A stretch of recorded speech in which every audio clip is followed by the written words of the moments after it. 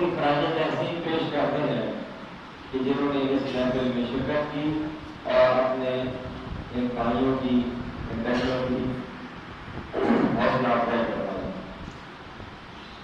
میں کوئی اچھا مقرر نہیں ہوں، تو قاری ندیم صاحب نے جو حکم کیا ہے اس کے مطابق کوشش کروں گا کہ چند کلمات ادا کروں۔ اس سے پہلے میری تقریر کا ہر آغاز ایک شعر سے ہوتا ہے۔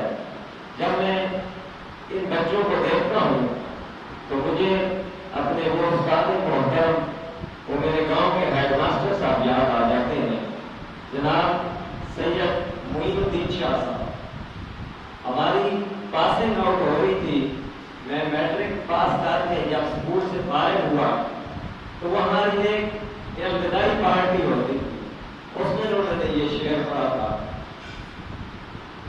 کہ پھلا پھولا رہے یارب چمن میری امیدوں کا، پھلا پھولا رہے یارب چمن میری امیدوں کا، جگر کا خون دے دے کر یہ بوٹے میں نے پالے ہیں۔ تو چونکہ میں بھی ایک ٹیچر ہوں، یہ قاری عبدالندیم صاحب کی طرف سے میں نے یہ بچوں کے لیے ڈیڈیکیٹ کیا یہ شعر ہے۔ وہ فرماتے ہیں کہ یہ جو چمن ہے، یہ جو ہمارا سکول ہے، یہ جو ہمارا مدرسہ ہے، اس کے لیے ایک ان کے دل سے دعا نکلی کہ یا رب کائنات، میں تجھ سے یہ دعا کرتا ہوں کہ یہ ہمارے چمن کے ننھے منے پھول، ان کو دن دگنی رات چگنی ترقی عطا فرما۔ کیوں عطا فرما؟ کیونکہ یہ میرے جگر کے ٹکڑے ہیں۔ تو استاد کی آپ کے بارے میں ایک یہ سوچ ہے میرے، اور میں اس موقع پر آپ کو دو پیغام دوں گا۔ سب سے پہلا پیغام، وہ پیغام یہ ہے کیونکہ آج یہ تقریب 14 اگست کے حوالے سے، یوم آزادی کے حوالے سے منائی جا رہی ہے، تو اس لیے یوم آزادی کی ضرورت کیوں پیش آئی؟ کیا ہمیں آزاد زندگی گزارنے کا موقع نہیں دیا گیا؟ کیا ہمیں زندہ رہنے کے لیے مشکلات پیش آ رہی تھی؟ کیا ہمارے جب انگریز جہاں کالج تھا تو کھانے پر پابندی تھی؟ کیا ہمارے سونے پر پابندی تھی؟ کیا ہمارے درس و تدریس پر پابندی تھی؟ کیا ہمارے سکول بند کیے جا رہے تھے؟ کیا ہمارا قتل عام کیا جا رہا تھا؟ کیا ناانصافی کی جا رہی تھی؟ نہیں۔ کس چیز کی کمی تھی؟ کیا ہمارا ایمان ہمارے دلوں سے چوسا جا رہا تھا؟ کسی چیز کی کمی نہیں تھی، صرف ایک کمی تھی، اور وہ تھی الہ کلمۃ اللہ، اللہ کی نام کی سربلندی، کہ جس کے لیے ہمیں پیدا کیا گیا ہے۔ وما خلقت الجن والانس الا لیعبدون، کہ اے انسان اور جن، میں نے صرف تمہیں اپنی عبادت کے لیے پیدا کیا ہے۔ تو میرے پیارے بچوں، دوستوں، عبادت کے لیے پورا ایک ماحول چاہیے۔ ہم نے عبادت بڑی معذرت کے ساتھ، علماء تشریف فرما ہے، گستاخی نہ ہو جائے، ہم نے عبادت صرف اس کو سمجھ لیا ہے کہ مسجد میں آئیں اور 2.5 سے 3 منٹ کے مسلمان بنے، نماز پڑھیں اور سائر ہو جائیں۔ اگر پیسہ آ جائے حج کریں اور حاجی کہلائیں، رمضان شریف آئے تو روزے رکھیں اور بڑے جناب متقی ہو کر پرہیزگار بنے۔ اچھا، اب قرآن مجید کی جب باری آتی ہے تو ہماری دوڑیں لگی ہوتی ہیں۔ ہم جناب بہن نے جناب 2 ختم قرآن کیے، بھائی نے 4 ختم قرآن کیے، ابو جان نے 5 ختم قرآن کیے۔ یہ رمضان شریف میں ہماری ایک دوڑ لگی ہوتی ہے۔ نعوذ باللہ من ذالک، میں اس کے پڑھنے سے منع نہیں کر رہا، نہ ہی میں اس سے انکاری ہوں کہ الف لام میم پر 30 نیکیاں ملتی ہیں۔ میں اس کا داعی ہوں اور الحمدللہ پڑھتا ہوں، اور آپ کو بھی کہوں گا کہ قرآن کا مطلب ہی پڑھے جانے والی کتاب ہے، اس کو پڑھیں۔ لیکن میرے پیارے بچوں، میرے بھائیوں، میرے بزرگوں، میرے دوستوں، میری یہ آواز جہاں تک پہنچ رہی ہے ان کو میں یہ آج کی یہ ایک نصیحت اور کہ اس قرآن کو خدا را صرف ایک دفعہ زندگی میں سمجھ کر پڑھ لیجیے، اور اس کو سمجھنے کے لیے مشکل نہیں۔ اسی قرآن میں لکھا ہوا ہے ہم نے اس قرآن کو آپ کے لیے آسان کر دیا ہے، ہم نے اس قرآن کو آپ کے لیے آسان کر دیا ہے۔ تو ہم کون ہوتے ہیں کہ یہ مشکل ہے، ہر بندے کی سمجھ میں نہیں آتا۔ بعض کو یہ کہہ دیتے ہیں کہ بھائی یہ تو عام بندہ پڑھے گا تو گمراہ ہو جائے گا۔ نہیں، ہر زبان میں اس کا ترجمہ موجود ہے، اردو میں، انگلش میں، فارسی میں، عربی میں، آپ کو جو زبان سمجھ آتی ہے اس میں ایک دفعہ ترجمہ پڑھ لیں۔ کیا اس طرح کریں؟ اگر آپ بہتر سمجھنا چاہتے ہیں علماء کرام موجود ہیں، ان کی موجودگی میں پڑھیں، لیکن زندگی میں اس کو ایک دفعہ پڑھ لیں۔ کیوں ضروری ہے؟ تو اس لیے ضروری ہے کہ پیارے بچوں، جب آپ کے موبائل پہ کوئی میسج آتا ہے، ہمارے دور میں چٹھی ہوتی تھی، ہمارے والدین، ہمارے بہن بھائی ہمیں چٹھیاں لکھتے تھے، خط لکھتے ہوتے تھے۔ تو کبھی ایسا ہوا کہ آپ کے پاس کوئی میسج آئے اور اس کو آپ پڑھے بغیر ڈیلیٹ کر دیں؟ یہ چلو ڈیلیٹ نہ کریں، پڑھے بغیر رکھ دیں۔ پڑھتے ہیں نا سب میسج، یا کوئی وائس نوٹ آ جائے، یا آپ کو کوئی کال آئے موبائل پہ، آپ اٹینڈ نہ کریں۔ اگر فرض کیا وہ میسج، وہ کال آپ اٹینڈ نہیں کرتے تو کیا ہوتا ہے کہ آپ کا وہ رشتہ دار آپ سے ناراض ہو جاتا ہے۔ ایسی ہے یار، وہ رب کائنات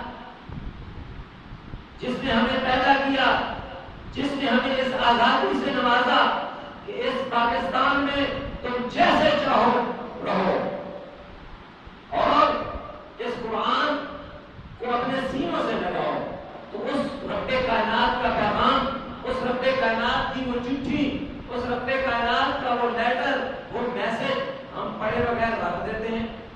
ٹھیک ہے، اس کا ادب کریں، اس کو صاف کپڑے میں لپیٹ کے اونچی جگہ پر ضرور رکھیں، لیکن اس کو نظروں کے سامنے رکھیں اور اس کو زندگی میں ایک دفعہ ضرور سمجھ کر پڑھیں۔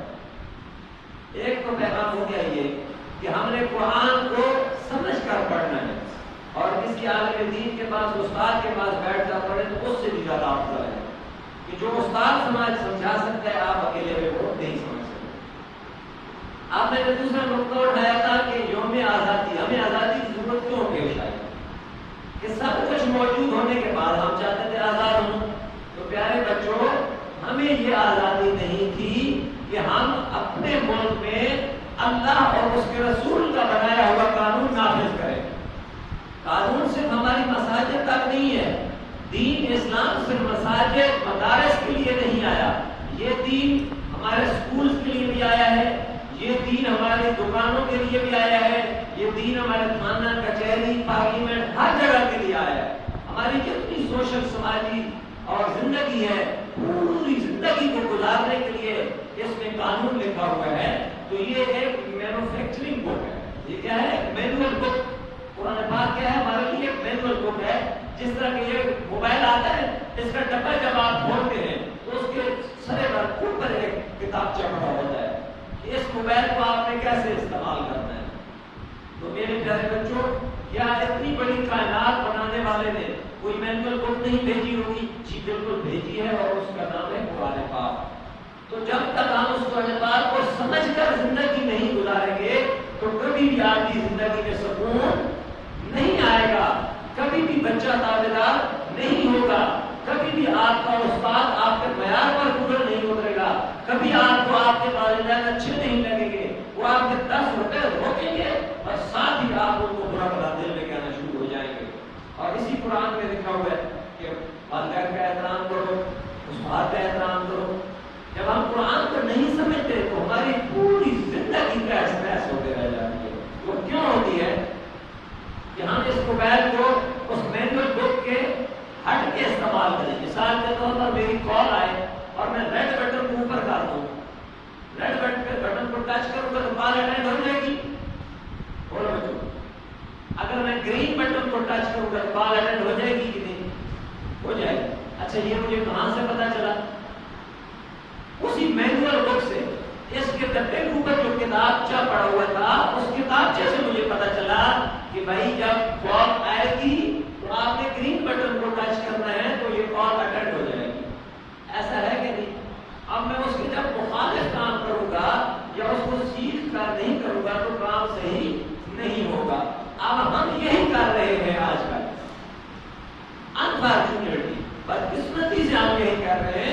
کہ جو ہمارے چلنے کے لیے ہمیں زندگی گزارنے کے لیے اللہ پاک نے محنت بک بھیجی ہے اس کو ہم سمجھے بغیر اس کی الٹ زندگی گزار رہے ہیں.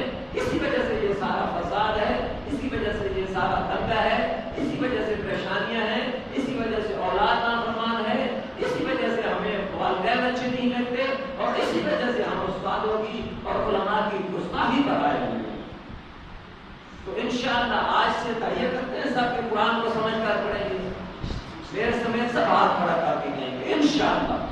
یہ تیار کریں کہ ہم اپنے استادوں کے قدموں میں بیٹھ کر ان کے ادب کو ملحوظ رکھتے ہوئے اپنے استادوں سے قرآن سیکھیں گے انشاءاللہ. آج سے صرف ہم نے قرآن پڑھنا نہیں ہے, اس کو سیکھنا بھی ہے. میں دوبارہ یہ کہوں گا, کل کو کوئی فتویٰ نہ لگا دے کہ ڈاکٹر صاحب نے قرآن پڑھنے سے منع کیا, میں کہتا ہوں پہلے ایک ختم کر کے آپ دو ختم کرو. لیکن مرتل قرآن ترتیلا, قرآن کو ٹھہر ٹھہر کر تجوید ترنم اور خوبصورت آواز میں پڑھے جائیں. آج کا ایک پیغام یہ ہو گیا. اب دوسرا پیغام یہ ہے کہ ہم نے ایسی تقریبات کیوں ہم منعقد کرتے ہیں؟ کوئی بتا سکتے ہیں کہ ہم ایسی تقریبات کیوں منعقد کرتے ہیں؟ مجھے بڑی خوشی ہوئی کہ یہاں مدرسے کے طلباء بھی بیٹھے ہوئے ہیں, یہاں سکول کے طلباء بھی بیٹھے ہوئے ہیں. آپ دیکھو بچوں, ہمیں آپس میں احساس کمتری کا شکار نہیں ہونا. میں دلیل سے ثابت کروں گا کہ جو مدرسہ پڑھ رہے ہیں وہ بھی بہت افضل کام کر رہے ہیں, اور جو سکول پڑھ رہے ہیں وہ بھی بہت افضل کام کرتا ہے. میرا آج کا دوسرا پیغام یہی ہے. لیکن اگر سکول کو ہم سکول کی طرز پہ چلائیں, اس کو بھی ہم درس و تدریس کی جگہ بنائیں تو پھر ایکول ہے. اگر ہم سکول کو ناچ گانے اور ڈانس کا جگہ بنا دیں تو میں یہ سمجھتا ہوں کہ وہی ناچ گانا اور ڈانس ہم مسجد میں بھی شروع کرتے ہیں تو اس کو ہم مسجد نہیں کہیں. آج سکولوں میں, ہمارے کالجوں میں, ہماری یونیورسٹیوں میں کیا ہو رہا ہے؟ آپ نے اس کے مخالف کھڑے ہو جانا ہے. یہ میرا آج کا پیغام ہے. اس قرآن کو سمجھے, اس قرآن پاک پر عمل فرمائے اور اس قرآن پاک کو آگے پہنچائے.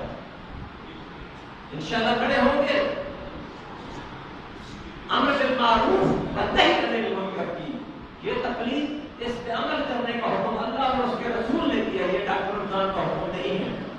آپ نے سب سے پہلے خود اچھا بننا ہے اور دوسروں کو بھی اچھا بنانے اور نیکی پھیلانے کی کوشش کرنی ہے.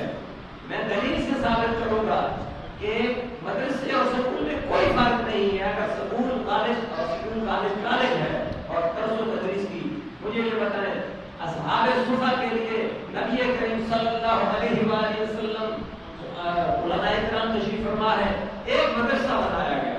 مسجد نبی کے کونے میں اصحاب صفہ کا مدرسہ بنایا گیا اور وہاں صحابہ کرام دین کی تعلیم حاصل کرتے تھے. تھا یا نہیں؟ تو اس کا مطلب ہے کہ یہ مدرسہ قائم کرنا یہ کس کی سنت ہے؟ حضرت محمد مصطفیٰ صلی اللہ علیہ وآلہ وسلم کی. اب میں دلیل سے ثابت کروں گا کہ سکول بھی آپ صلی اللہ علیہ وآلہ وسلم کی سنت ہے, اور یہ پہلے پرنسپل اور پہلے ہیڈ ماسٹر نبی کریم حضرت محمد مصطفیٰ صلی اللہ علیہ وآلہ وسلم. میں تھوڑا سا آپ کو 1400 سال پیچھے لے جانا چاہتا ہوں. جنگ بدر ہے, جنگ بدر میں 70 مشرکین مکہ قید میں آ جاتے ہیں, اور جب جنگ بدر کے قیدیوں کو لا کر مسجد نبوی میں لایا جاتا ہے, وہاں پر ہماری سپریم کورٹ نے فیصلہ کیا. آج کل آپ کے ججز فیصلے کر رہے ہیں, وہ بھی آپ کے سامنے ہیں. وہاں فیصلہ کیا جا رہا ہے, فیصلہ کرنے والا کون ہے اور فیصلہ صادر ہونا ہو کہاں سے رہا ہے. میں یہ قسم کھا کے کہتا ہوں کہ نبی کریم صلی اللہ علیہ وآلہ وسلم کی زبان ہلتی نہیں تھی جب رب کا حکم نہیں ہوتا تھا. تو میں یہ کہنے میں بجا آور ہوں کہ یہ حکم نازل کہاں سے ہو رہا ہے؟ اس رب کائنات کی طرف سے حکم سنا کون رہا ہے؟ محمد عربی صلی اللہ علیہ وآلہ وسلم.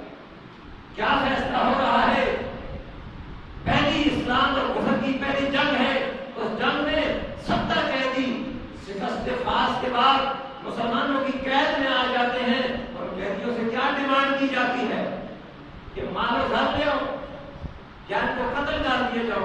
نہیں, ان کے ساتھ پہلی شرط رکھی گئی کہ بھائی دیت دو. مال زر لے کے آؤ، پیسہ لاؤ، سونا لاؤ، چاندی لاؤ اور رہائی پاؤ۔ اس کا مطلب یہ ہے کہ اگر کوئی کافر جنگ میں آپ کے قبضے میں آتا ہے تو آپ اس سے دیت لے سکتے ہیں، اور جو اس کا مال آپ کے حق سے ہے وہ مال غنیمت ہے، وہ آپ کے اوپر حلال ہے، اور اس کو بہترین رزق کہا گیا ہے۔ مال غنیمت پر الگ لے لیا، اور جو کہہ دیا کہ قیدیوں سے دیت بھی لی، ایک بات۔ دوسرا شرط کہ بھائی جس کے پاس مال و دولت زر سونا چاندی نہیں ہے وہ کیا کرے؟ آج میں آپ کو بتاتا ہوں، سکول کی بنیاد رکھی جا رہی ہے، ہم کہتے ہیں جی سکول الگ ہے، مسجد الگ ہے، مولوی الگ ہیں اور سیاسی الگ ہیں، پارلیمنٹ الگ ہے، اور ہمارے دنیاوی مسائل دکاندار کا کیا تعلق ہے دین کے ساتھ؟ اور بھائی علماء اور سب ہم ایک ہیں، ہم ایک آدم کی اولاد ہیں، اللہ نے ان کو فضیلت دی ہے۔ العلماء وراثۃ الانبیاء، میں سلام پیش کرتا ہوں علماء کو، لیکن یہ میں اس سے بری ذمہ نہیں ہو گیا کہ بس علماء نے علم حاصل کر لیا تو اب میری ذمہ داری ختم ہو گئی۔ نہیں نہیں، میں نے بھی علم حاصل کرنا ہے، ہر مسلمان مرد عورت پر اتنا علم حاصل کرنا فرض ہے جس سے وہ اپنی زندگی کو گزار سکے۔ نبی کریم صلی اللہ علیہ وآلہ وسلم چیف جسٹس، وقت کے وزیر اعظم، وقت کے صدر، اپنی جسٹس کی سیٹ پر کھڑے ہوئے ہیں، انصاف کر رہے ہیں، فیصلہ کر رہے ہیں، عدالت لگی ہوئی ہے۔ آپ نے دوسرا فیصلہ کیا فرمایا کہ یہ جو مشرکین مکہ، یہ جو 70 قیدی ہماری قید میں آئے ہیں، کتنی بڑی نیند ہو رہی ہے، ان میں سے کچھ سونا چاندی مال دولت دیں اور رہائی پا لیں، اور جن کی یہ بساط نہیں ہے وہ ہمارے بچوں کو تعلیم دے اور رہائی پائے۔ میرا آپ سے سوال ہے، سمجھدار بچے بیٹھے ہوئے، بزرگ علماء بیٹھے ہوئے، کیا مشرکین مکہ نے دورہ تفسیر کروایا، حدیث پڑھائی، فقہ پڑھائی، قرآن پڑھایا؟ نہیں، یہی بنیادی علم انہوں نے دیا۔ مشرکین کا کیا لگے قرآن سے، مشرکین کا کیا لگے حدیث سے؟ کوئی دورہ حدیث نہیں ہوا، کوئی دورہ تفسیر نہیں ہوا۔ وہاں مسجد نبوی میں سکول قائم کیا گیا ہے، کس کے حکم پر؟ محمد عربی صلی اللہ علیہ وآلہ وسلم، اور پہلے پرنسپل، پہلے ہیڈ ماسٹر اس کے کون بنے؟ حضرت محمد صلی اللہ علیہ وآلہ وسلم۔ تو میرے پیارے بچوں، میں بات کو ختم کرنا چاہوں گا ان دو پیغامات کے ساتھ کہ سب سے پہلے ہم نے قرآن کو سمجھنا ہے، کیونکہ یہ پاکستان 14 اگست 1947 کو آزاد صرف اسی لیے کیا گیا کہ باقی سہولیات موجود تھی، صرف ہمیں قرآن و سنت کا قانون نافذ کرنے کی اجازت نہیں تھی، اور اس قرآن پاک کو پڑھ کر سمجھنے اور اس پر عمل کرنے کے لیے مشکلات پیش آ رہی تھی۔ تو اس لیے قرآن کو پڑھنا ہے، سمجھنا ہے، اس پر عمل کرنا ہے، اور آگے بھی اس کی ترویج کرنی ہے۔ دوسرا میرا پیغام یہ ہے کہ اس کو آگے پہنچنا ہے، اور آپ کو موٹیویشن کے لیے یہ نہیں، میں نے آپ کو دلیل کے ساتھ ثابت کیا کہ جو مدرسے میں پڑھ رہا ہے یا سکول میں پڑھ رہا ہے، اگر وہ اس دائرہ کار کے اندر رہ کے پڑھ رہا ہے، قرآن و حدیث کے مطابق عمل کر رہا ہے، تو وہ بالکل بے اللہ اور اس کے رسول کے بتائے وہ حکم کے مطابق عمل کر رہا ہے، اور یہی راستہ صراط مستقیم ہے، یہی نجات کا ذریعہ ہے، یہی ہمیں جنت میں لے جانے والا راستہ ہے، اور یہی کامیابی کا راستہ ہے۔ اللہ پاک ہم سب کو اس پر عمل کرنے کی توفیق عطا فرمائے۔ وما علینا الا البلاغ المبین۔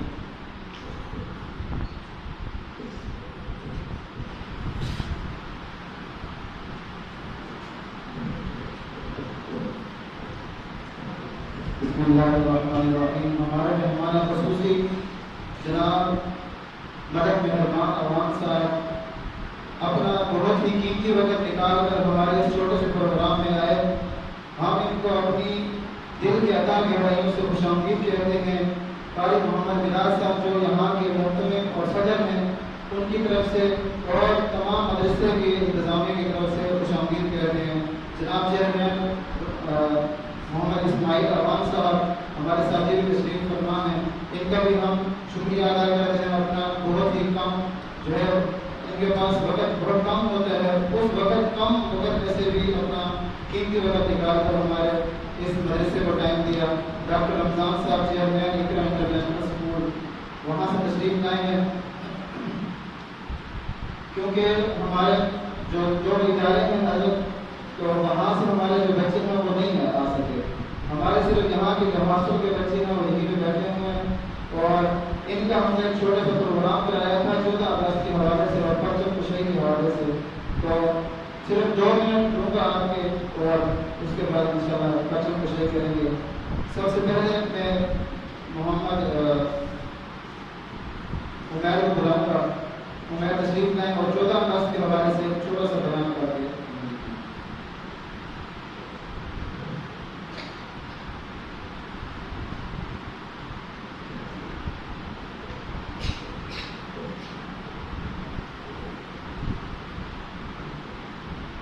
نحمده ونصلي على